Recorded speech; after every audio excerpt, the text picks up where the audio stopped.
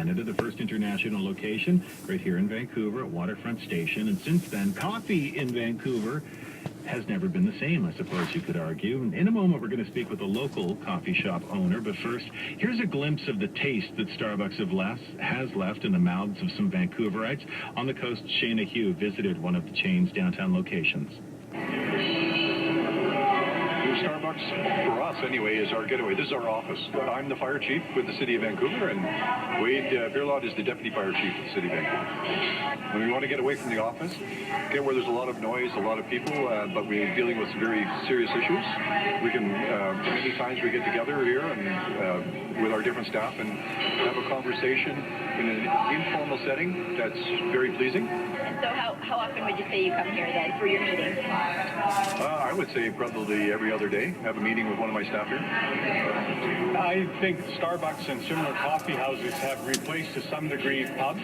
They've become the community access point, if you will, and you see all walks of people here. You can strike up a conversation with anyone. You see students studying. They're very relaxed places.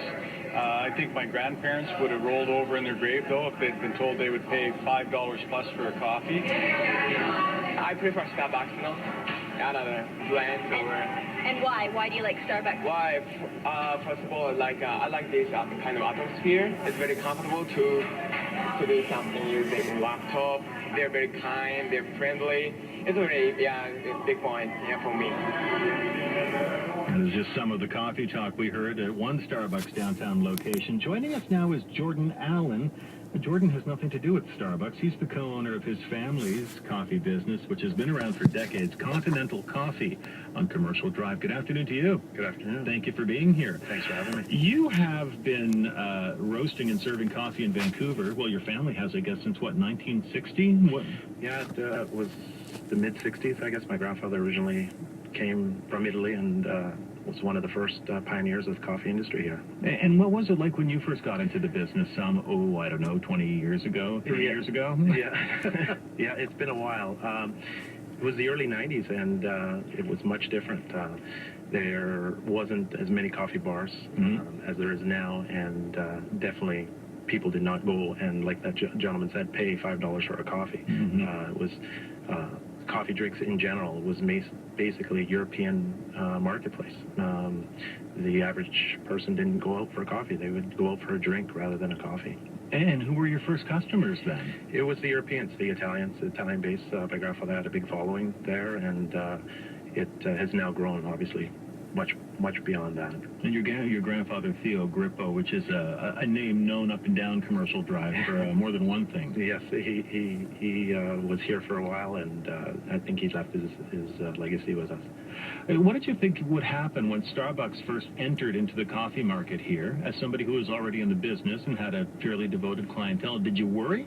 Yeah, absolutely. It was funny. I remember the day we heard Starbucks was coming in, they're right next door to us, right on the other corner. We thought it was a death sentence. We thought we were done. You have this big company coming in, and they're going to take all our business, and it turned out to be a fantastic thing. It drew more people to the area. They put coffee on the map in the city. It's without them, I don't know if a small business owner like myself would be where we're at today. And did you have to respond to having them move in? My recollection is that you actually ended up expanding. We did, yeah. It was a definite benefit to having them there. Our client base increased. We had our loyal customers that would come and visit us every day, and with having them there, we get cross business with their clients coming over that maybe would not have come to the drive without them there. And your place has, and a lot of coffee shops, I think about Calabria and the other shops up and down the Napoli coffee bar, they have a distinctly European, Italian flavor to them. Was it ever, when people walked in and tried to speak Starbucks to you, did it ever get annoying?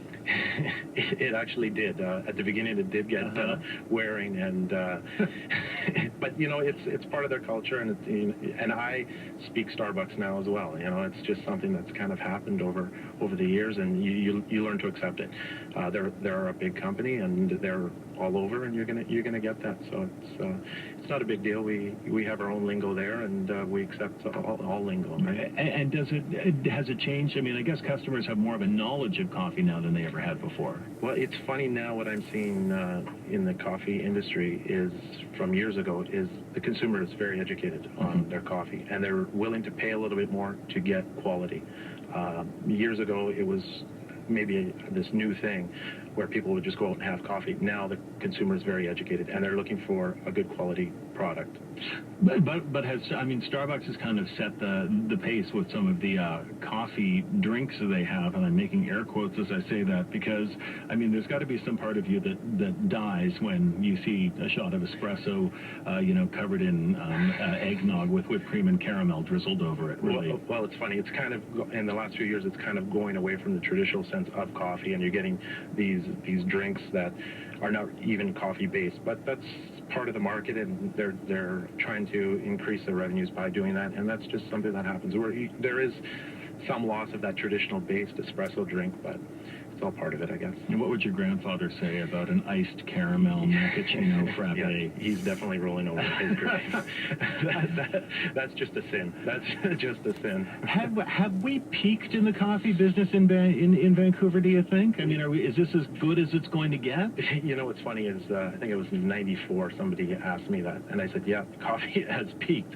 It cannot grow any further than this, and it's grown, I don't know, 10 times since then. So when somebody asks me that question, I never answer it. Who knows how big it can get.